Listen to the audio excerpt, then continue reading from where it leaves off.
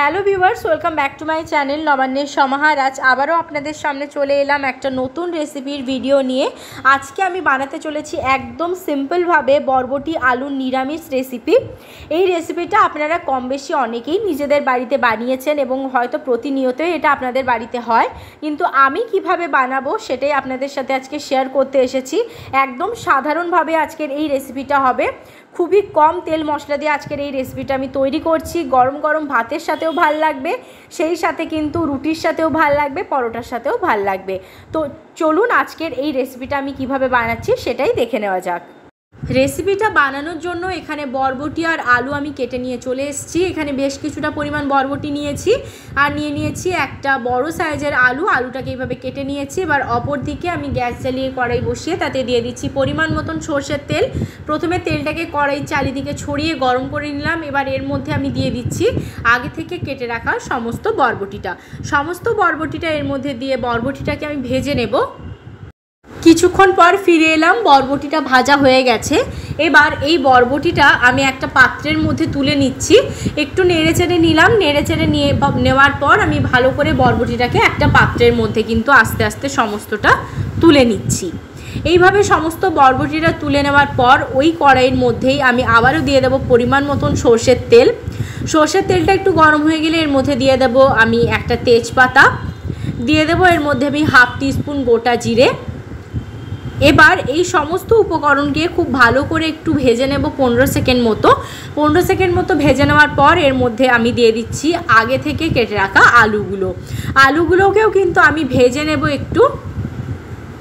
এবার এর মধ্যে একটু আমি নুন দিয়ে দিচ্ছি যাতে আলুটা তাড়াতাড়ি একটু ভাজা ভাজা হয়ে যায় আর নরম হয়ে যায়, যাতে সেদ্ধ সেজন্য অল্প একটু নুন দিয়ে দিলাম। নুন দিয়ে দেওয়ার পর এটাকে আমি একটু ভালো করে ভেজে নিচ্ছি। আলুটাকে বেশ কিছুক্ষণ মতো ভেজে নেব, মিনিট দুয়েক মতো আলুটাকে ভাজা করে নিচ্ছি। ফিরে এলাম 2 মিনিট পর। আলুটা ভালো করে আমি ভাজা করে নিয়েছি। এবার এর মধ্যে দিয়ে দিচ্ছি টমেটো কুচি দিয়ে দেওয়ার পর আমি টমেটোটাকেও এর সাথে ভালো করে ভাজা করে নিচ্ছি। আর এখানে বলে রাখি, এখানে একটা মিডিয়াম সাইজের আমি টমেটো নিয়েছি, যে টমেটোটা এইভাবে আমি কুচি করে নিয়েছি। এবার এই টমেটোটাকেও ভালো করে এর সাথে আমি ভাজা করে নেব। বেশ কিছুক্ষণ টমেটোটাকে ভাজা করে নিয়েছি। এবার এর মধ্যে দিয়ে দিচ্ছি আদা আর কাঁচা লঙ্কা বাটা, এটাও দিয়ে দিলাম এর মধ্যে। দিয়ে দেওয়ার পর এই সমস্ত উপকরণকে একবার এর সাথে নেড়েচেড়ে মিশিয়ে নিচ্ছি। আদাটা রয়েছে সেজন্য এখানে কিন্তু ভালো করে একটু ভেজে নিতে হবে আদাটাকে, তা না হলে কিন্তু আদার কাঁচা ভাবের গন্ধটা রয়ে যাবে, সেক্ষেত্রে কিন্তু খেতে ভালো লাগবে না।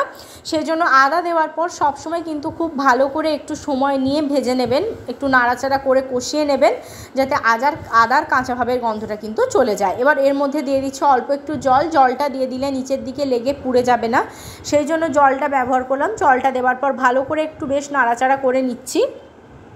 এবার এক এক করে এর মধ্যে আমি সমস্ত মশলাগুলো অ্যাড করে দিচ্ছি। প্রথমেই দিয়ে দিলাম 1 টিস্পুন ধনে গুঁড়ো, 1 টিস্পুন জিরে গুঁড়ো। এবার এর মধ্যে আমি দিয়ে দিচ্ছি হাফ টিস্পুন কাশ্মীরি লাল লঙ্কার গুঁড়ো।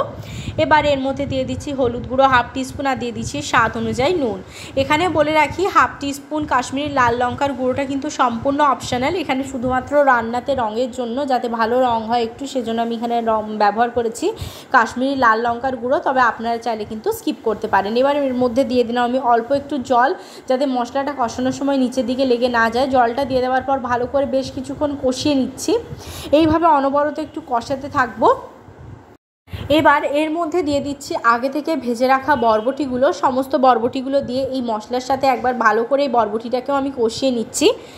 এখানে আপনাদেরকে বলে রাখি, যত ভালোভাবে আপনারা কষাবেন তত ভালো কিন্তু রেসিপির টেস্ট হয়। যারা এতক্ষণ পর্যন্ত আমার ভিডিওটা একটুও স্কিপ না করে ভিডিও দেখেছেন তারা অবশ্যই একটা লাইক করে দেবেন, পাশে থাকা বেল বাটনের অল অবশ্যই প্রেস করে দেবেন যদি সাবস্ক্রাইব না করা হয়ে থাকে। আর যারা আমার পরিবারের নতুন সদস্য হয়ে আজকের এই রেসিপিটা দেখছেন তারা কিন্তু অবশ্যই আমাকে সাবস্ক্রাইব করে দেবেন এবং পাশে থাকা বেল বাটনের অল অবশ্যই প্রেস করে দেবেন। এবার এর মধ্যে দিয়ে দিচ্ছি আমি 1 কাপ পরিমাণ জলটা দিয়ে দেওয়ার পর সমস্ত কিছু একবার জলের সাথে আমি মিশিয়ে নিচ্ছি। জলের সাথে সমস্ত কিছু মিশিয়ে নেওয়ার পর এবার এটাকে আমি 10 মিনিটের জন্য একদম মিডিয়াম ফ্লেমে ঢাকা দিয়ে দিচ্ছি। তারপর আমি আবারও আপনাদের সামনে 10 মিনিট পর ফিরে আসছি, দেখে নেব যে রেসিপিটার অবস্থা কেমন হয়েছে, সেদ্ধ হয়েছে কিনা, কতটা সেদ্ধ হয়েছে। আপাতত এটাকে আমি মিডিয়াম ফ্লেমে 10 মিনিটের জন্য ঢাকা দিয়ে দিচ্ছি। ফিরে এলাম 10 মিনিট পর, ঢাকাটা সরিয়ে নিলাম। দেখুন খুব ভালোভাবে এটা ফুটে উঠেছে। আমি একটু নাড়াচাড়া করে নিচ্ছি খুন্তির সাহায্যে।